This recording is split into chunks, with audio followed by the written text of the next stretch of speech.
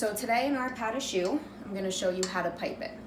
So we have our batter here, or our choux paste, and I've already done all of my tests on it to check the consistency. And now I'm going to load my bag with my star tip, and then I'm going to pipe onto my parchment and my sheet pan, and I'm going to bake at 400 degrees. So I have my 18-inch pastry bag. This is a disposable bag, but I like to reuse them, so I wash them and I basically use them until they have holes in them so that I can save money. So I'm going to drop my tip into my bag. Since I've used this bag already before, it's already cut. So I'm going to drop my tip in, shake it out so I make sure that it's into the tip. And now I'm going to, the benefit of having a disposable bag or a plastic bag like this is I can twist it and shove that twist into the tip. So as I'm loading my bag, my batter is not going to come falling out.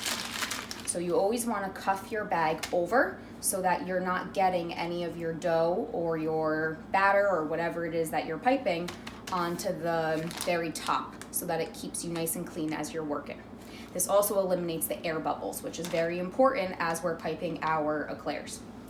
So I'm going to load into my bag. Actually, let me grab a bigger spatula.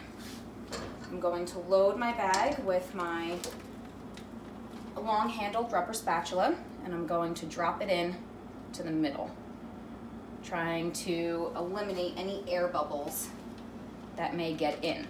Because as I'm piping, those air bubbles are going to explode and leave me with an unpleasant looking eclair. You never want to overload your bag, so I usually only fill my bags up about halfway. You can always load your bags again once you've dispensed everything that's in it. And I'm using the side of my hand to scrape my spatula onto it.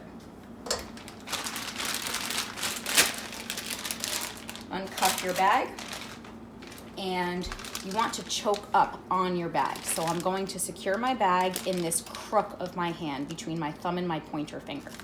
So before I twist it, I give a really nice cinch right there, and then a small twist. Now when I'm piping,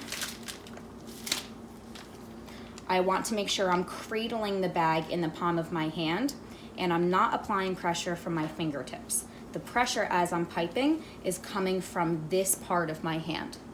So the key as we're piping eclairs is to make sure that I'm maintaining the even consistency throughout as I'm moving my bag.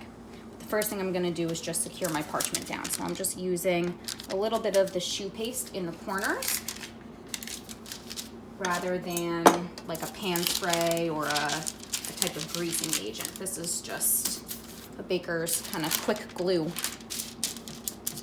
You want to make sure that your parchment is secure so that it doesn't come tumbling over as you're piping your eclairs.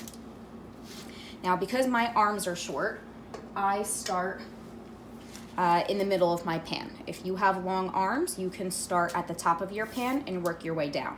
What you don't want to do is start immediately in front of you and then be piping over what you already piped, because then you're running the risk of ruining a beautifully piped eclair.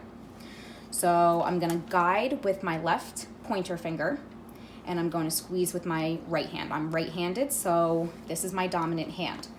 I'm going to keep my knuckles directly on my pan so that I have the full opening of my tip, so that I have a full volume and height.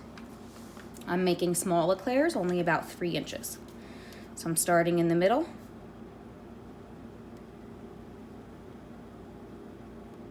Now once you're done, you stop squeezing, tip comes down, flick up and away from you.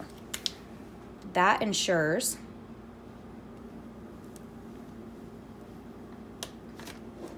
that you don't have a tail. If you get this little piece, you just get a wet finger and tap that down.